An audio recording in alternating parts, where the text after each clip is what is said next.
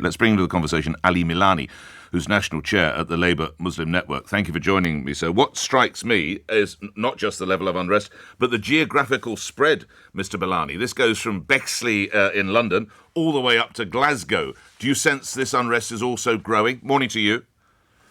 Good morning, Nick. It's always good to join you. Yes, I mean, you will know, Nick, how difficult it is to unify people in the Labour Party on the best of days. Well said. To have over 100 councillors, cabinet members, chairs of different departments, to all come together to sign one letter really speaks to the strength of feeling. And you're right, it's in every corner of our country. And I think that sends a signal to the Labour leadership, to the country, about the strength of feeling that exists amongst these councillors. They come from different communities, a diverse group of communities from different political persuasions, but they're united in one voice in calling for an end to arms sales to Israel until such a time where international humanitarian law is observed and respected. I wouldn't attempt to, and it would be inappropriate for me to speak on behalf of the Prime Minister, but I have to put you, Mr. Lani, my sense is he's not for turning. If that is the case, what happens next?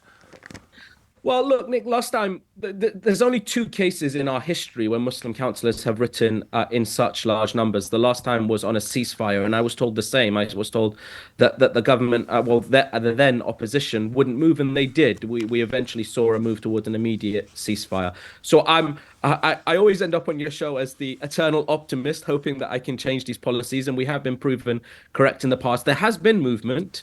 Both on ICC objections, for example, on UNRWA funding. So I'm very, very hopeful that they will heed the call from so many leaders who are on the front line of our communities, who are doing the important work and who are engaged with our communities. And I'm, eternally optimistic that we can change minds. Well, good luck to you. Why do you suppose it is that so many of these councillors holding significant positions in their communities feel so keenly about this, Mr. Milani? Well, there's a number of reasons. One is they have constituents who are directly affected. There are Palestinian communities here who have seen their families killed in Gaza and both in the West Bank. To be honest, this latest letter was really triggered by watching a 19-year-old teenager still attached to an IV drip being burned alive in a tent outside a hospital. We've now seen 31 hospitals destroyed or severely damaged. 88% of the schools have been shelled and have been destroyed or severely damaged. And so I think what councillors are looking at is both people in their own constituency, but also people who they see as human beings with shared stories and shared futures, facing violations of international humanitarian law. And the letter is very clear that they feel it is a moral obligation to act. And I noticed Alison McGovern before me spoke about the legal elements, and that's absolutely true.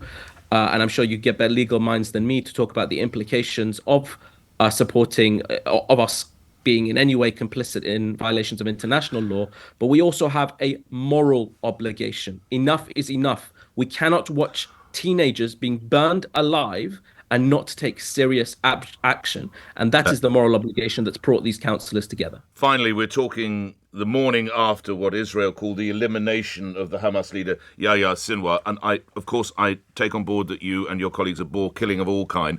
But with the elimination of should this be a moment to pause now? Should this be where Israel say, right, we have achieved our objective? I hope so. I hope this can see an end to the war. But I'm not hopeful, if I'm honest. We have heard the Israeli PM Benjamin Netanyahu talk about further escalations. We've seen other IDF and Israeli cabinet ministers speak about further works.